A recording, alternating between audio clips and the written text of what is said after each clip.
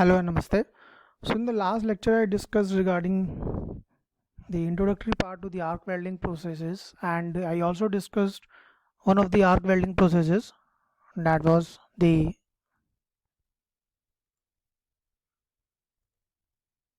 shielded metal arc welding process. Now we will continue further, and now we are discussing regarding the submerged arc welding process. So this is again another arc welding process in which we are using the powdered flux, and what happens as the welding proceeds, as you can see in the diagram. Suppose we are moving in the direction of travel, that is from the right to the left. So as the welding proceeds, what happens, the electrode, as it forms the arc and melts and is continuously resupplied also, the apparatus, that is the workpiece plus the electrode, gets completely submerged with the flux. So as we proceed from right to left or left to right, let's take us one direction, let's assuming from right to left. So as we are proceeding from the right to left, the flux is being continuously fed ahead of the workpiece, and as the welding completes and as the solidified weld metal is formed, there is again a recovery system, vacuum system, for recovery of the used flux, granular flux, and simultaneously the blanket of granular flux will also be get formed and be removed simultaneously through the vacuum system. So basically the process can be automated. So it is a process in which is done by an automatic electrode feeding machine, wherein the tip of the electrode is submerged into the granular flux which shield the arc and the molten metal. So the workpiece and the electrode are continuously shielded. The tip of the electrode is also continuously shielded. So a very neat and clean weld is formed in case of the submerged arc welding process. So basically we are using a consumable electrode, like we can go on for the consumable wire electrode. The wire will get continuously supplied through the spool.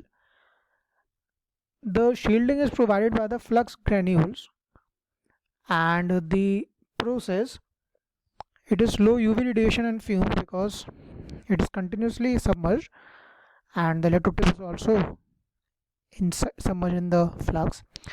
Flux acts as a thermal insulator. The process can be automated, and the highest quality welds, maintaining the speed of the process, and it is suitable for the thick plates.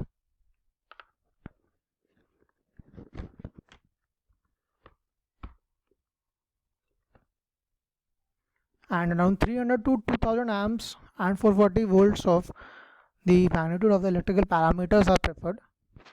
So you can again correlate in the diagram a particular supply head, and we will having a feeding system as well as the retracting system, and the electrode wire continuously supplied through the spool, and simultaneously the flux residual layer, slag layer, and the weld deposit in the direction of it. This you can also correlate in a more better way from the next diagram. And as we proceed with the direction of welding, as this is the electrode holder and this is the filler wire.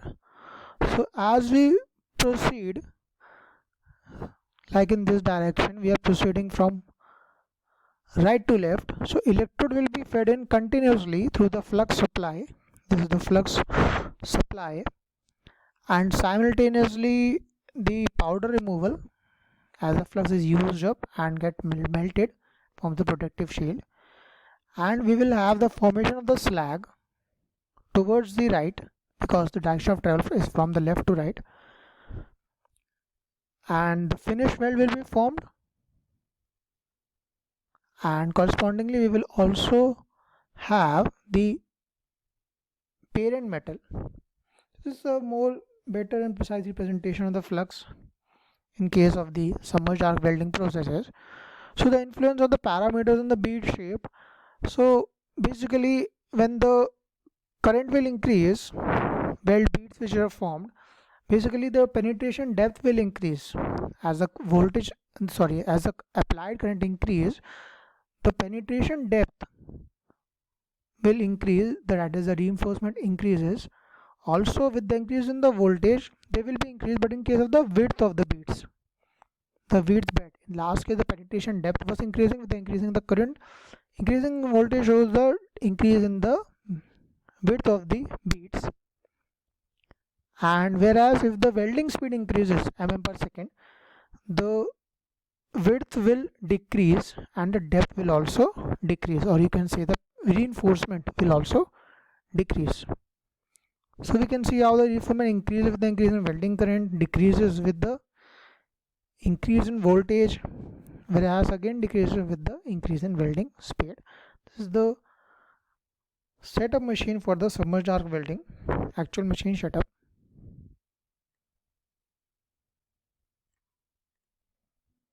And again the block diagram as we discussed right now, you can go through the same. Then we have the advantages, applications and the limitations. So basically applications include basically the welding and fabrication work of the heavy steel plates or the structural shapes or the longitudinal seam of the large diameter pipes, the machine components used in the heavy industry, vessels, pressure storage tanks, and high quality welds can be obtained. These are the advantages: high deposition rate and the smooth uniform finished weld with no spatter. This is one of the main advantages. Then little or no smoke, no arc flash, high utilization of electrode wire.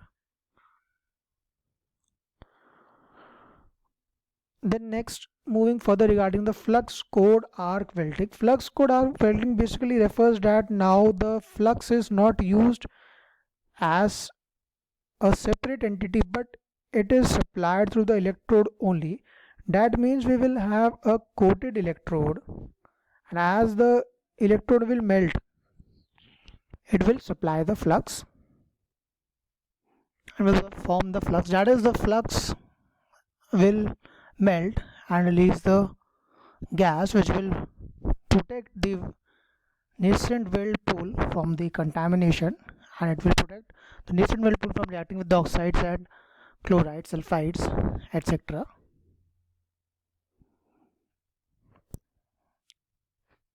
This process is used with the shielding gas from a flux contained within the tubular electrode with or without additional shielding. That means the shielding gas will be generated from the melting of the electrode and the electrode is flux coated.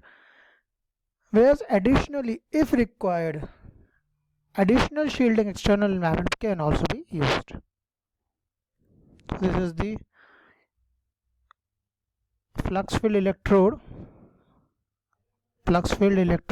and the torch. Two types of FCAW. So we may use no shielding gas or we may use a shielding gas. Whether we use or we do not use, the flux will release the gas as it is coated on the electrode. Now we are also familiar with the diagram that now we will be using no shielding gas, but still the gas will be released from the electrode and it will melt and it will result in the formation of the flux molten metal, and the slag will be formed.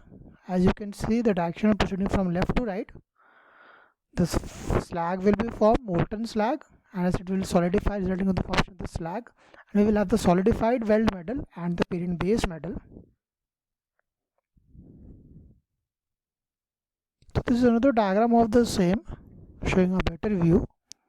Wire guide, flux cord, cord wire, particles, elements, compound, gas shield created by the compounds, arc and metal transfer, and subsequently solidified slag, molten slag, then the weld pool, solidified weld metal and the base metal. Equipment setup, and go through the same. So finally we are discussing the uses, advantages and disadvantages. So basically use include the mild and the low alloys steel, stainless steel, some high nickel alloys and some wear facing surfacing alloys. Advantages: it can be used in all positions whereas in the case of the last video in which we discussed the submerged arc welding was suitable for only the limited positions.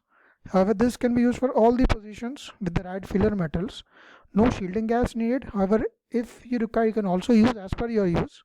But in general, we say that the no shielding gas is required. High deposition rate process, some high speed application, that is automobile applications, less pre-cleaning of the metal is required. And also we have the metallurgical benefits from the flux, such as the weld metal being protected initially from the external factors until the flux is chipped away. Solidified flux can be chipped away by the chipping hammer. So thank you.